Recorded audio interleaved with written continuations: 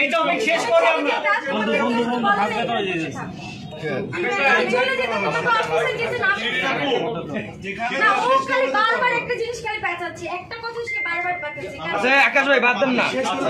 আপু আপনাকে 7:30টা টাইম দিছে, বাট আমাদের 5টা টাইম দেওয়া আছে কেন?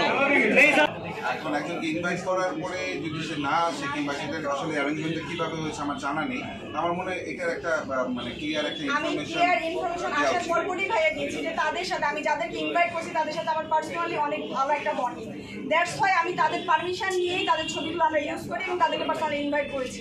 এবং মিষ্টি আপুর ব্যাপারটা শুধু যে অপবিশ্বাস আপু জিনিসটা আমি এখানে একটা কথা বলি, আলিফের সাথে সব সেলিব্রিটিদের একটা ভালো বন্ডিং। এখানে আমরা যারা এসেছি আমাদের কাউকে কিন্তু পেমেন্ট করে আনা হয়নি, আমরা কেউই টাকার জন্য আসি, এটা একটা ভালোবাসার জন্য এখানে আসি। এটা হচ্ছে এখানে যাদেরই আসার কথা ছিল, যাদেরই আমরা দেখেছি যে ইনভাইটেশন কার্ড দেওয়া হয়েছে, সব সেলিব্রিটিরা কনফার্ম করেছিল ভালোবাসার জন্য যে সবাই আসবে। তো এখানে অপু দিদির কথা আপনারা যেটা বলেছেন, অপু দিদিও বলেছিল সে আসবে, কিন্তু অপু দিদি বাংলাদেশেই নাই। একটা মানুষ যদি বাংলাদেশে না থাকে সে কিভাবে আসবে?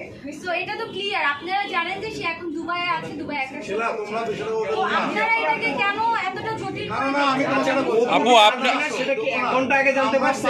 অপু দিদি আগে থেকে ওখানে জানিয়ে দেওয়া উচিত ছিল। আমাদের পুরো বাংলাদেশ জানে সে কোথায় আছে। আপনারা পুরো বাংলাদেশ জানে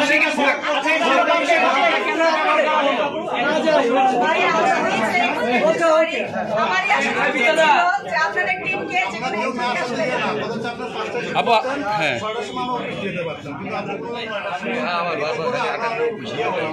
আপনাকে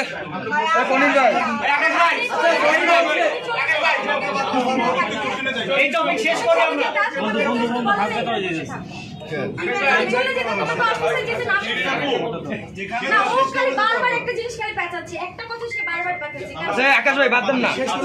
আপু আপনাকে 7:30টা টাইম দিছে, বাট আমাদের 5টা টাইম দেওয়া আছে কেন?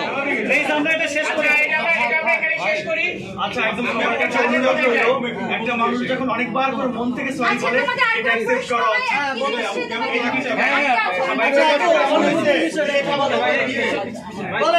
আপনার বিয়ে কবে? বিয়ে কবে?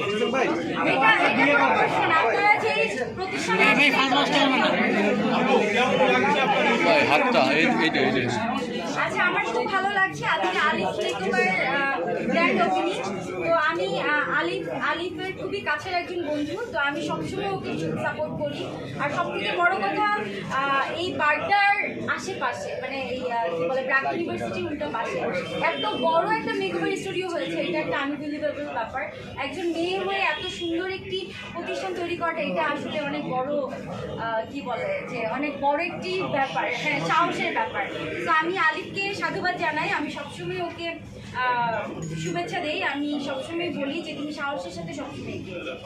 আপু ইন্টেরিয়র কাজটা কেমন হয়েছে? ইন্টেরিয়র তো অনেক সুন্দর হয়েছে। আমি আজকের আগেও আমি একদিন এসেছিলাম যেদিন ইন্টেরিয়র কমপ্লিট হয়েছে, তো আমাকে ও বলেছিল যে তুমি ঘুরে দেখে যাও। তো আমি এসে দেখলাম যে আমার চোখে এরকম পড়েনি। পুরো ঢাকা শহরে এত সুন্দর ইন্টেরিয়র কোনো মেকওভার স্টুডিও নাই। অ্যাকচুয়ালি আমার কাছে এটা খুবই ভালো লেগেছে। আর এটা একদমই 2nd floor 3rd floor and মানে পুরো বিল্ডিংটাই হচ্ছে একটা পুরোটা মেকওভার স্টুডিও। তো আমার কাছে মনে হয় যে আমরা যারা নতুনত্ব পছন্দ করি, আমরা যারা নতুন করে মেকওভার করতে পছন্দ করি, যারা সবসময় নিজেদের রূপচর্চা করি, তারা অবশ্যই আলিফ মেকওভার স্টুডিওতে